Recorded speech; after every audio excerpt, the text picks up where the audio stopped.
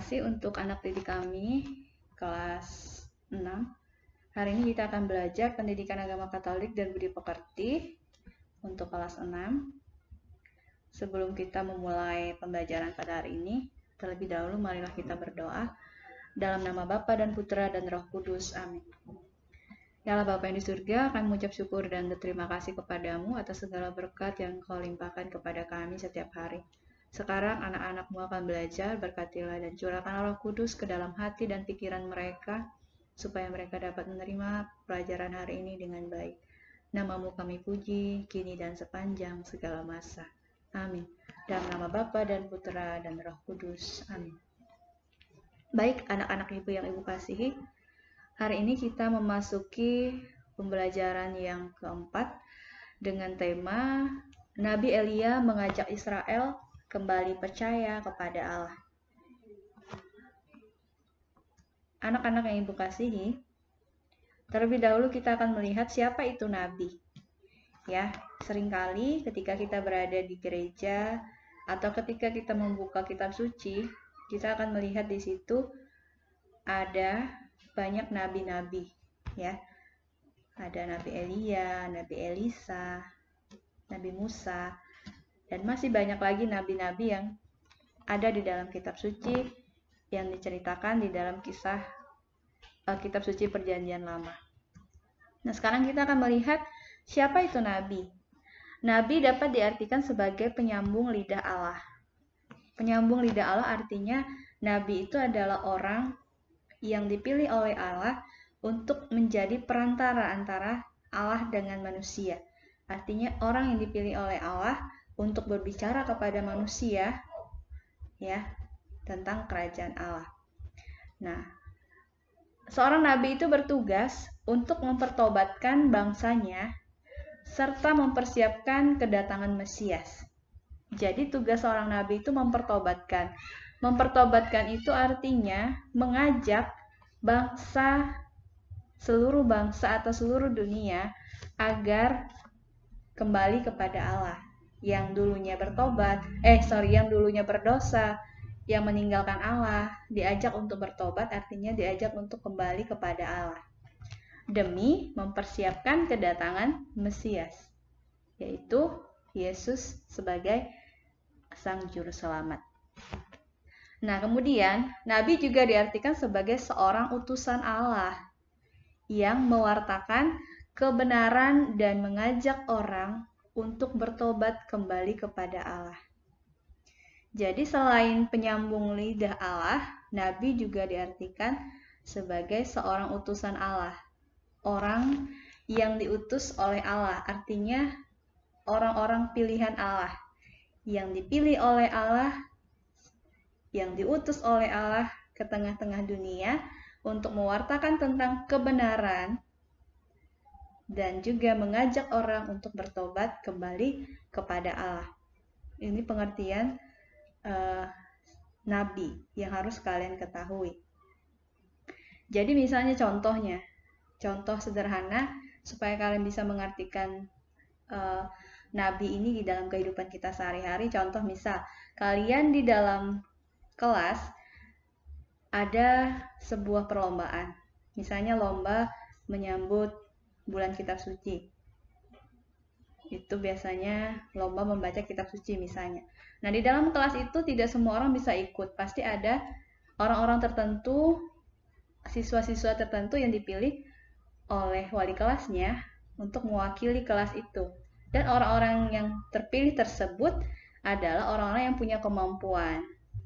Ya, yang punya kemampuan artinya dia bisa membacakan kitab suci dengan baik, ya, dengan benar. Nah, itulah orang-orang yang dipilih oleh wali kelasnya. Jadi seumpama wali kelas itu adalah Allah itu sendiri dan kalian itu adalah orang-orang pilihan itu adalah nabi. Jadi itu contoh sederhananya. Jadi begitu juga dengan Allah.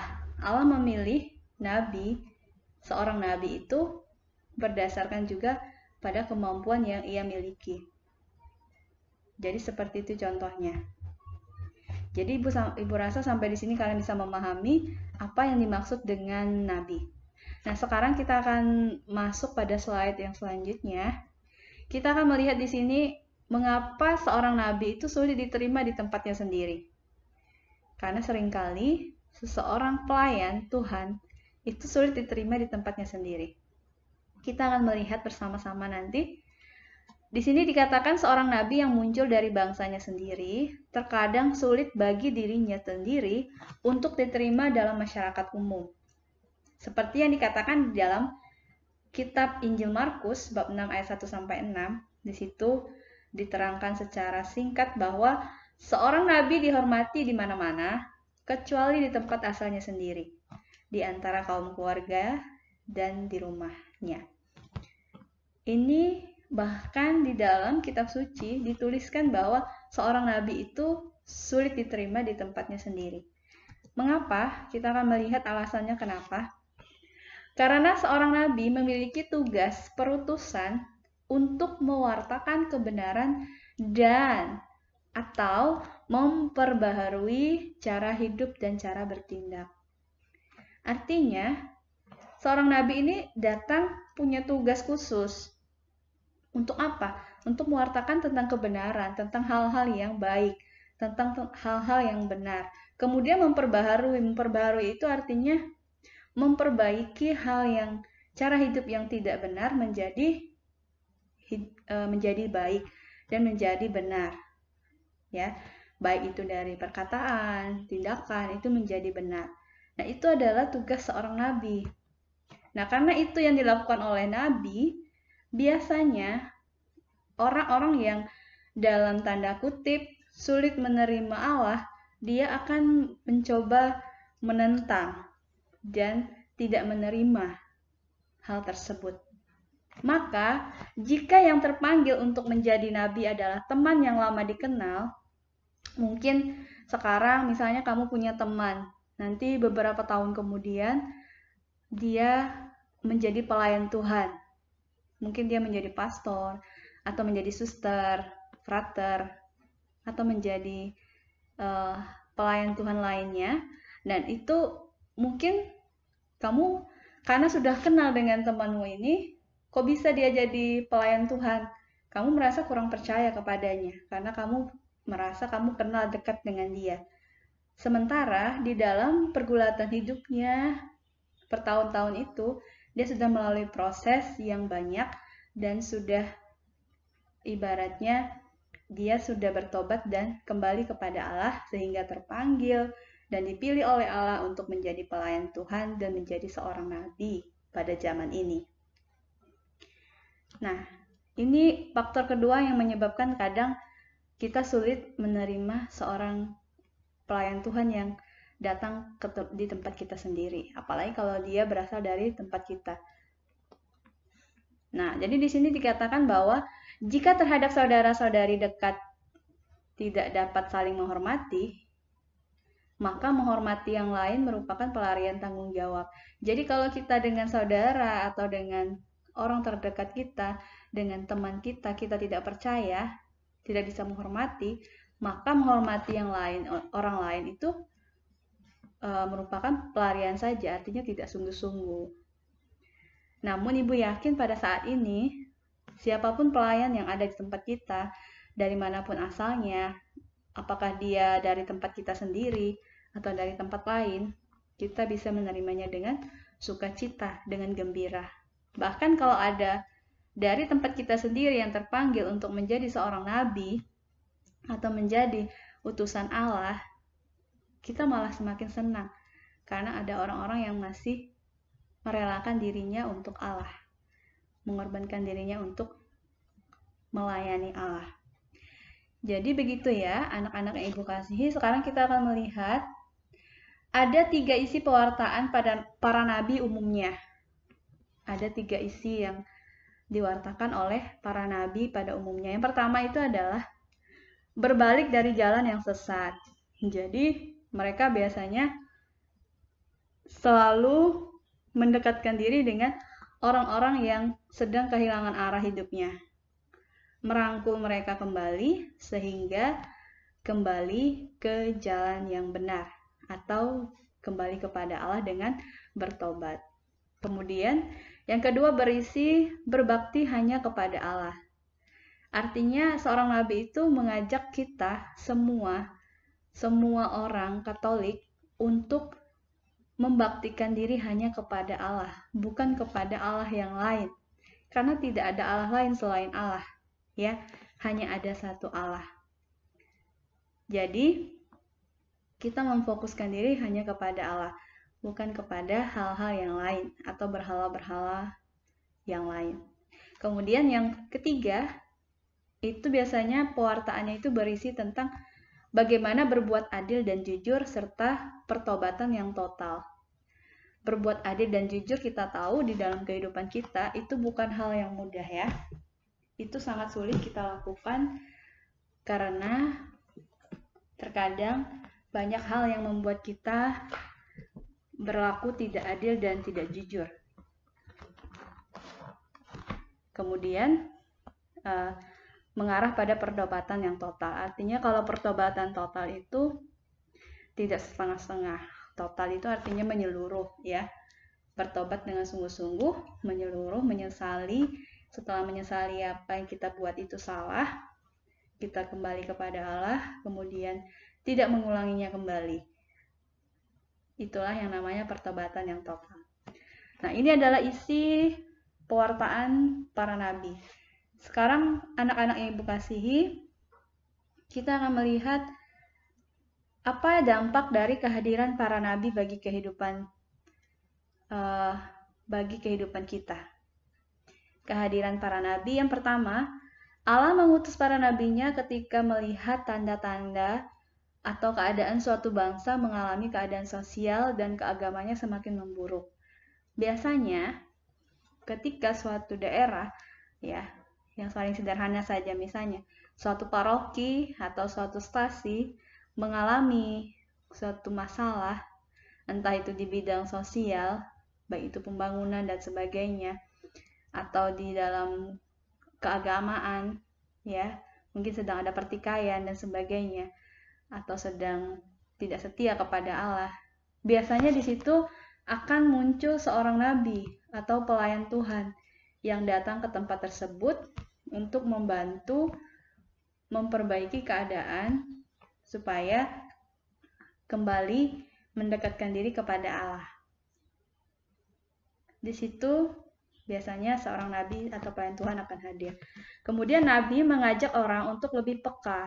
Peka itu artinya tanpa disuruh kita sudah berbuat. Tanpa diperintah kita sudah melakukannya. Itu namanya peka kepada kehadiran Allah sebagai sumber kehidupan dan juru selamat. Jadi kita peka bahwa Allah itu adalah sumber kehidupan kita. Allah itu adalah sang juru selamat. Tidak ada hal lain yang bisa membuat kita selamat kecuali Allah. Ya. Jadi ketika kita ingin diselamatkan, baik itu hidup di dunia ini maupun ketika kita sudah tidak berada di dunia ini, jalan satu-satunya itu hanya datang kepada Allah. Begitu ya. Nah, selanjutnya pada zaman sekarang ini kadang orang mudah lupa akan Allah. Ya. Banyak sekali orang yang melupakan Allah. Mereka lebih sibuk dengan games, makanan mewah yang belum tentu sehat, lebih suka dipuji daripada memuji, mendatangi dukun, dan sebagainya.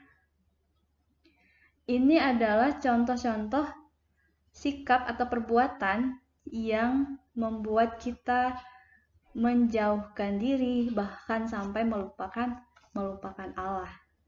Ya, karena kita sibuk dengan kesenangan duniawi, sehingga kita melupakan hal yang membuat kita selamat. Hingga kita melupakan Allah sebagai sang juru selamat kita sendiri. Dan itu tidak asing lagi ya, sering kita jumpai di dalam kehidupan kita. Nah, kemudian ketika orang lupa akan Allah, maka ia akan menjadi pengikut setan. Akibatnya hidupnya menjadi tidak nyaman. Ini otomatis. Mungkin hari ini kamu merasa bahagia karena bisa bermain game tanpa kenal waktu. Kemudian bisa menikmati makanan-makanan yang mewah, padahal itu belum tentu sehat. kemudian lebih suka dipuji daripada memuji orang, kemudian lebih suka mendatangi dukun ketika sakit dibandingkan berobat, atau banyak hal lainnya. Nah, itu akibatnya nanti tidak langsung kamu rasakan, itu perlahan-lahan akan menggerogoti kehidupanmu. Ya, kita mulai hidup gelisah, mulai tidak tenang, karena kita mulai dipengaruhi hawa-hawa yang tidak baik, hawa-hawa jahat. Nah, hal yang sama dialami oleh orang Israel.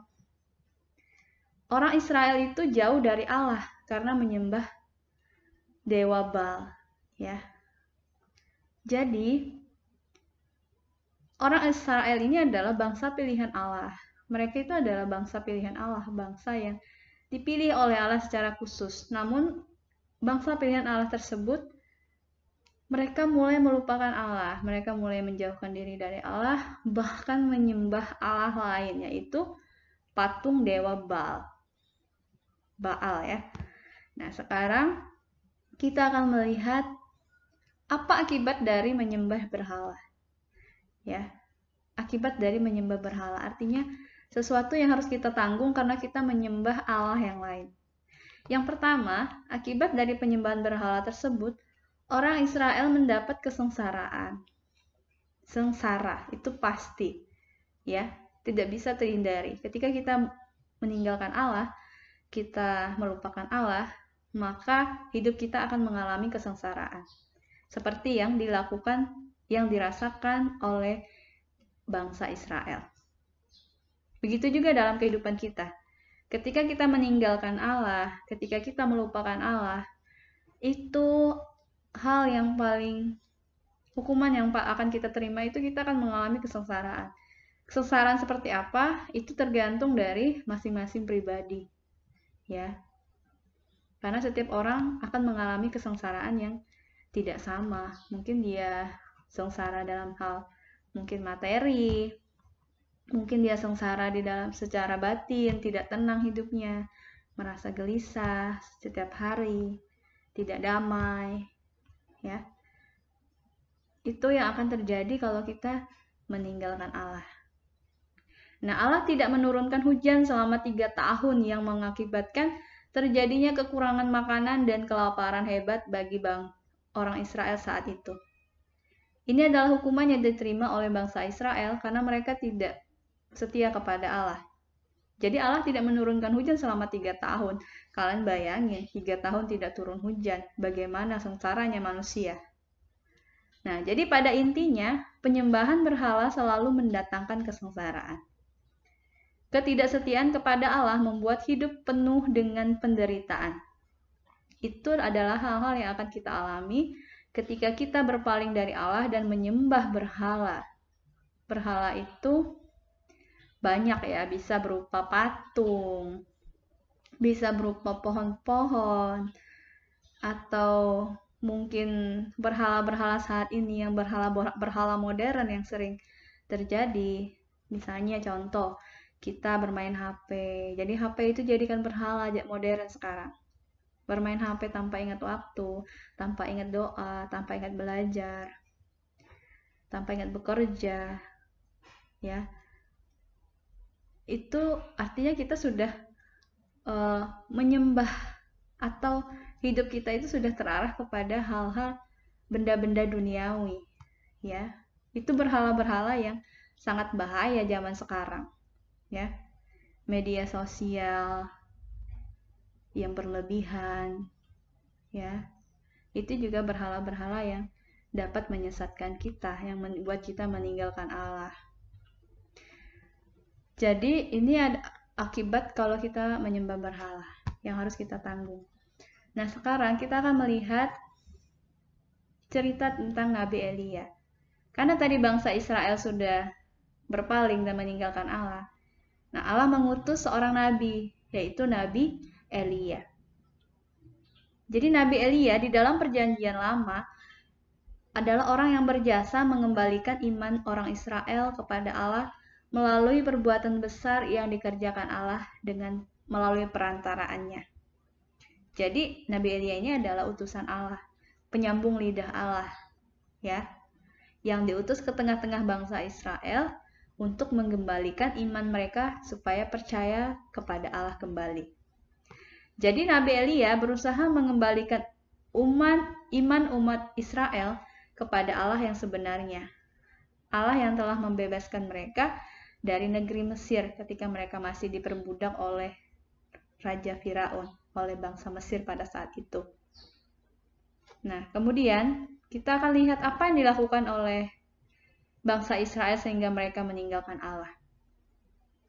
Orang Israel melupakan segala kebaikan Allah yang mereka alami sehari-hari, yaitu keselamatan. Mereka diselamatkan ketika mereka dijajah oleh bangsa lain. Kesuburan tanah, mereka punya hasil bumi yang begitu melimpah, ya, dan lain sebagainya. Itu mereka lupakan. Kebaikan dan cinta Allah dibalas dengan ketidaksetiaan umat Israel kepadanya.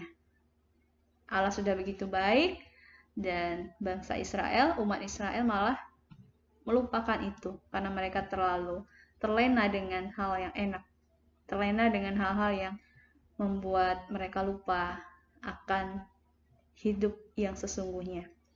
Jadi perjuangan Nabi Elia berawal dari kesedihannya melihat sikap umat Israel yang menolak Allah dan menyembah dewa Baal, dengan alasan bahwa dewa Baal lebih dekat dengan mereka daripada Allah. Ya, dewa Baal ini mereka buat dalam bentuk patung, ya. Mereka menyembah patung. Dan itu mereka anggap membuat mereka berpaling kepada Allah. Ya. Nah, sekarang kita akan melihat yang membuat bangsa Israel itu meninggalkan Allah itu adalah Raja Ahab. Kita lihat di sini, Nabi Elia menyalahkan Raja Ahab karena Ahab dan keluarganya telah meninggalkan perintah-perintah Allah dan mengikuti para Baal. Ahab meninggalkan Allah karena mengikuti bujukan istrinya Yezebel untuk menyembah dewa Baal, ya. Jadi Yezebel ini adalah istrinya Raja Ahab yang memprovokasi, yang membujuk, mengajak Raja Ahab sehingga meninggal, dan juga umat Israel sehingga meninggalkan Allah. Kemudian Nabi Elia dikejar-kejar oleh Ahab untuk dibunuh. Karena Nabi Elia ini dianggap mengancam apa yang dibuat oleh Raja Ahab, sehingga dia terancam untuk dibunuh. Jadi atas perintah Allah, Elia diminta tinggal di tepi sungai Kerit, dan Allah memerintahkan burung-burung gagak untuk memberi makan padanya. Ketika sungai mengering, Elia diminta tinggal di Safrat, di rumah seorang janda, sehingga Elia dibebaskan dan tidak ditemukan oleh Raja Ahab, sehingga dia selamat. Anak-anak yang ibu kasihi, perjuangan Nabi Elia, kita akan melihat seperti apa perjuangan Nabi Elia untuk membebaskan bangsa Israel. Elia adalah seorang nabi pemberani. Ya, walaupun dia sudah terancam akan dibunuh, namun dia tetap setia kepada Allah dan tetap berani tanpa pantang menyerah. Ia kemudian berani menghadap Raja Ahab dan menantang untuk membuktikan siapa Allah yang sebenarnya. Ya, jadi Nabi Elia ini datang kembali kepada Allah untuk membuktikan bahwa Allah yang ia sembah adalah Allah yang sesungguhnya. Jadi Nabi Elia menantang Raja Ahab untuk mengumpulkan para nabi dewa Baal di Gunung Karmel. Apa yang mereka lakukan? Elia mampu menunjukkan kebesaran Allah dengan memohon agar Allah menurunkan api untuk membakar korban persembahannya. Setelah peristiwa itu, hujan turun atas Israel. Orang Israel menyaksikan sendiri Allah yang sebenarnya, Allah yang membebaskan mereka dari Mesir. Dan Nabi Elia mengajak orang Israel untuk berhenti menyembah dewa Baal dan kembali kepada Allah.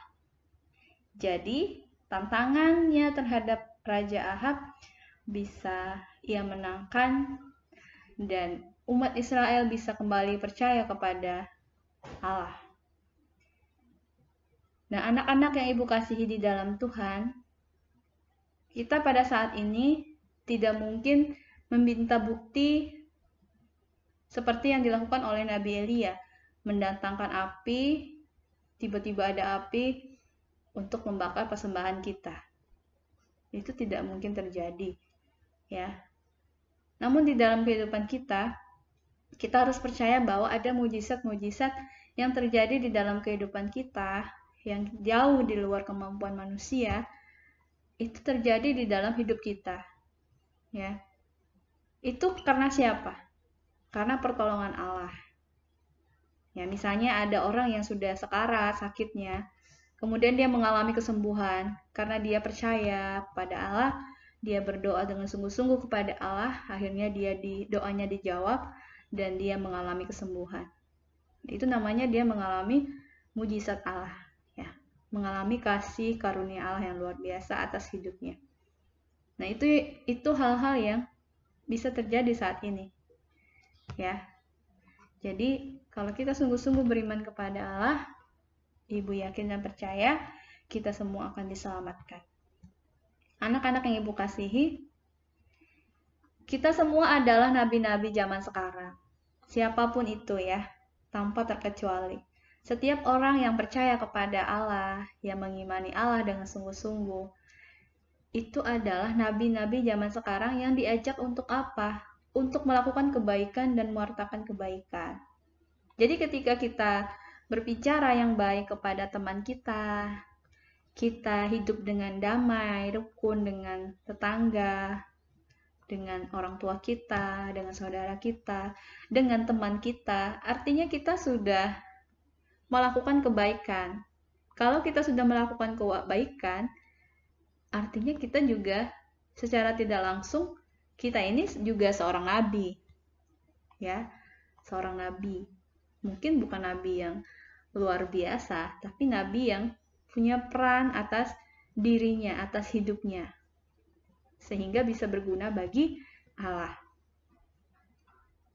Jadi sebagai nabi zaman sekarang, kita harus berani melawan berbagai berhala zaman sekarang. Misalnya games. Kita boleh bermain games, tetapi harus ingat waktu, ya. Harus ingat waktu, harus ingat diri sendiri. Jadi jangan lupa dengan game, kamu malah lupa belajar, kamu lupa berdoa. Kamu lupa bahwa paket yang kamu isi itu untuk belajar, ya. Jadi sampai kehabisan paket seperti itu. Jadi itu yang harus kalian ingat. Ya, harus berani, misalnya uang yang dikasih, gunakanlah dengan baik. Gunakanlah dengan semestinya. Mencontek itu adalah perbuatan yang tercela, bukan perbuatan yang terpuji. Mencontek itu artinya mencontoh pekerjaan orang lain. Itu tidak boleh, ya.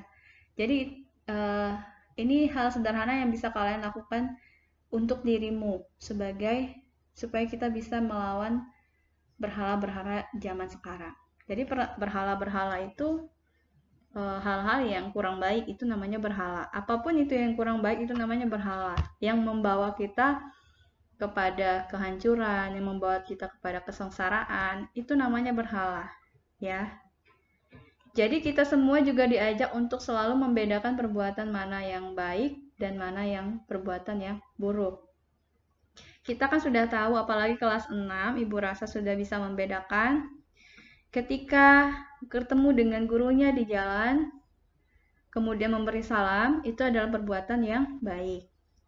Namun, ketika bertemu dengan gurunya, tidak peduli ada gurunya, kemudian tidak menyapa, itu adalah perbuatan yang buruk. Melawan orang tua itu perbuatan yang buruk. Tidak menghormati guru itu juga perbuatan yang buruk. Dan masih banyak perbuatan-perbuatan lainnya. Kemudian kalau kita rajin belajar, rajin berdoa, itu adalah perbuatan yang baik. Jadi, perbuatan yang baik itulah yang harus kita lakukan. Sedangkan perbuatan yang buruk itu harus kita tinggalkan. Ya, jangan dipelihara supaya kita dijauhkan dari dosa. Kalau kita jauh dari dosa, maka kita bisa hidup dengan damai dan kita akan memperoleh keselamatan. Jadi perbuatan yang baik itu adalah perbuatan yang sesuai dengan kehendak Allah. Apa yang menjadi kehendak Allah itu adalah perbuatan yang baik. Sedangkan perbuatan yang buruk itu adalah perbuatan yang melawan kehendak Allah. Itu hal-hal yang harus kita perhatikan sebagai anak-anak Allah. Kita dituntut, kita diminta oleh Allah untuk melakukan hal-hal yang baik, untuk melakukan kehendak Allah, dan menjauhkan diri dari perbuatan dosa, dari hal-hal yang tidak baik. Baik anak-anak yang Ibu kasihi, Ibu rasa cukup sampai di sini pembelajaran hari ini. Nah, ini ada tugas di rumah, tugas yang keempat. Bisa kalian kerjakan, kalian tulis soalnya, dan kalian jawab di rumah. Soal yang pertama, siapakah seorang nabi menurutmu? Jadi menurut kamu, setelah belajar tentang Nabi Elia ini, kamu pasti punya pemikiran tersendiri tentang seorang nabi. Jadi menurut kamu nabi itu apa? Menurut bahasamu sendiri. Kemudian yang kedua, mengapa Nabi Elia diutus oleh Allah ke tengah-tengah bangsa Israel? Apa yang membuat Nabi Elia itu diutus tadi? Ya. Kemudian yang ketiga, apa yang dilakukan oleh Nabi Elia untuk membuktikan dan meyakinkan Raja Ahab atas kebesaran kasih Allah? Jadi apa yang dilakukan oleh Nabi Elia? Seperti yang Ibu jelaskan tadi. Dan yang terakhir, sebutkan hal-hal sederhana yang dapat kamu lakukan sebagai seorang nabi pada zaman sekarang ini. Jadi hal-hal sederhana yang bisa kamu lakukan, entah itu di rumah, entah itu di gereja, entah itu di sekolah, ataupun dimanapun kamu berada. Kira hal-hal sederhana apa yang? Hal-hal sederhana itu artinya hal-hal yang sering kamu lakukan di dalam kehidupanmu sehari-hari. Sebagai seorang nabi, misalnya kamu di rumah, apa yang kamu buat seperti itu ya. Jadi sebutkan banyak-banyak ya. Tidak hanya satu, boleh lebih dari satu. Jadi Ibu rasa kalian bisa memahami ini semua. Dan Ibu ucapkan terima kasih untuk pembelajaran hari ini. Semoga kalian bisa menjadi nabi-nabi zaman sekarang yang bisa mewartakan tentang kerajaan Allah. Baik anak-anak yang Ibu kasihi dan Ibu cintai, kita akan akhiri pertemuan kita hari ini dengan doa dalam nama Bapa dan Putra dan Roh Kudus. Amin. Ya Bapa yang di surga, terima kasih Engkau sudah menjaga dan menuntun kami sehingga kami bisa belajar dengan baik. Berkatilah anak-anak-Mu selalu Tuhan, dan jadikanlah mereka sebagai utusan-Mu sehingga mereka bisa menjadi nabi-nabi yang bisa mewartakan tentang kerajaan Allah di tengah-tengah dunia ini. Nama-Mu kami puji kini dan sepanjang segala masa. Amin. Dalam nama Bapa dan Putra dan Roh Kudus. Amin. Terima kasih. Tuhan Yesus memberkati. Amin.